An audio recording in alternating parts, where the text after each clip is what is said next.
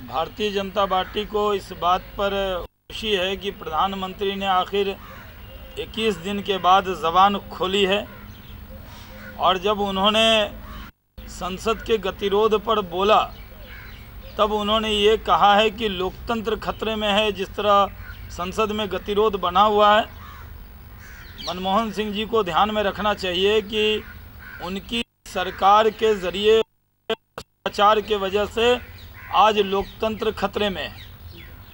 लोकतंत्र भारत का मजबूत था, है और रहेगा, लेकिन विपक्ष की जो जिम्मेदारी है, चाहे वो इमरजेंसी का भी दौर हो, उस वक्त भी विपक्ष ने अपनी जिम्मेदारी को निभाया और लोकतंत्र को बचाया है।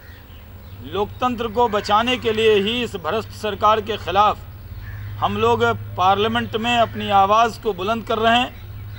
ये मनमोहन सिंह जी की देश की सबसे भ्रष्ट सरकार है, जिसमें 2G स्पेक्ट्रम का घोटाला हुआ, जिसके अंदर CWG का, इस सरकार में इतने घोटाले हुए हैं और उस पर सरकार के अड़ियल रवैये की वजह से आज संसद का गतिरोध बना हुआ है। प्रधानमंत्री जी ने अभी तक संसद छोड़कर जब वो बाहर गए हैं तब उन्होंने बयान दिया है। उन्होंने संसद में अपना कोई बयान नहीं दिया। संसद का गतिरोध दूर करने के लिए प्रधानमंत्री जी ने कोई प्रयास नहीं किया है। जो घोटाला हुआ है उसकी जिम्मेदारी कलेक्टिव है। सरकार के जो मंत्री हैं जो घोटाले में फंसे हुए हैं, ये प्रधानमंत्री जी को ध्यान रखना चाहिए कि उन्हीं के मंत्रिमंडल के जो उनके सहयोगी हैं, उनके जरिए जो नियुक्त मंत्री हैं, वही घोटाले में शामिल हैं। और विपक्ष संसद चलाना चाहता है, लेकिन प्रधानमंत्री जी ने इसमें कोई रोल अदा नहीं किया।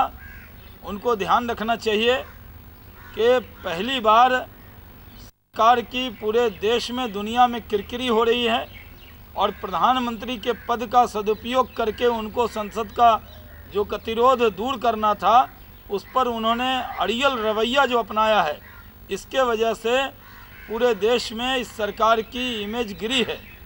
हम उनको प्रधानमंत्री जी को याद दिलाना चाहते हैं कि विपक्ष कोई भत्ते की मांग लेकर संसद ठप नहीं कर रहा है। विपक्ष एकजुट है, इकट्ठा है और JPC की मांग पर हम कायम हैं। जब तक सरकार अगर वो चलाना चाहते हैं, संसद चलाना चाहते हैं, JPC की मांग माननी पड़ेगी। इससे कम पर विपक्ष मानने वाला नहीं है। हम संसद में लड़ रहे हैं, सड़क पर लड़ेंगे और फिर संसद खुलेगी तो संसद में आकर लड़ेंगे और JPC की मांग मनवा कर ही दम लेंगे।